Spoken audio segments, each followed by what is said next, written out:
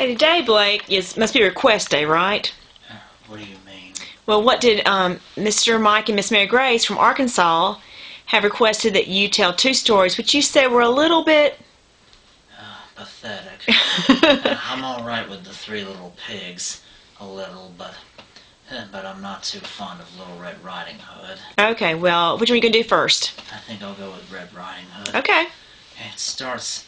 Now, one of the other versions, it says that her real name was Jennifer, but either her mother or her grandmother decided to call her Little Red Riding Hood because of that red cape and hood that she wears. And one day she took some goodies from her mother to go to her sick grandmother, and on the way there she met a wolf, and one of the versions the wolf actually knew her name, but it doesn't explain how. And then he gives her different directions to another path.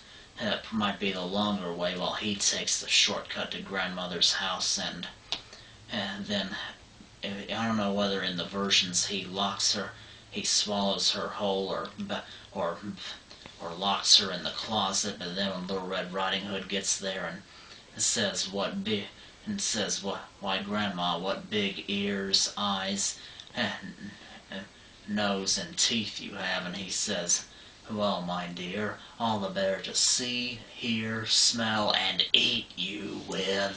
And then she recognizes the wolf, who lashes out at her and then probably swallows her whole as well, or locks her in the closet. Well, one of the books talks about swallowing whole. And then a huntsman comes by the hut, and when he finds that wolf, it turns out he's been hunting him for quite a while. Then he points his gun at him, but then he notices his big stomach and wonders that there's a chance that the woman might still be alive, so he stabs the wolf dead with his knife, and then slowly cuts open his belly, and Little Red Riding Hood pops out along with her grandmother. And then the huntsman takes home before he leaves to nail the wolf's hide on his door, stays to feast with the old woman and her granddaughter.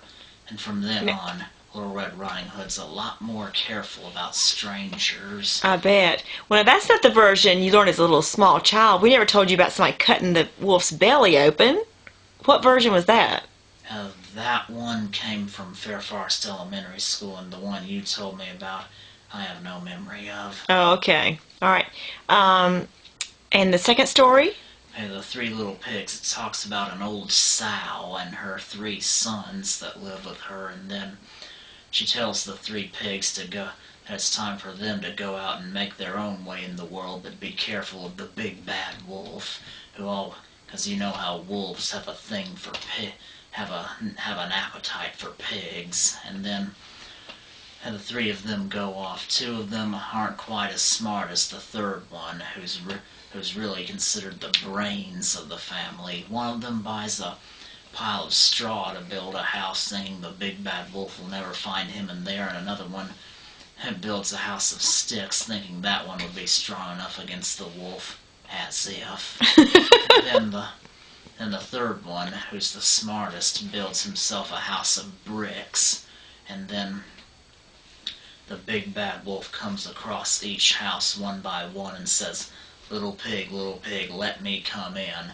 And each pig would say, "No, no, no, not by the hair of my chinny chin chin, I'll not let you in." And he says, "Then I'll huff and I'll puff and I'll blow your house in." He first does that with the straw house, and the first pig runs into his brother's house, and the two of them stay in the house of sticks, and we all know about what he says there. And then he blows that house down, and the two of them run into the brick house, where the third one lets them in and locks the door. But the wolf can't blow down the bricks, because they're a lot stronger than straw or sticks. And then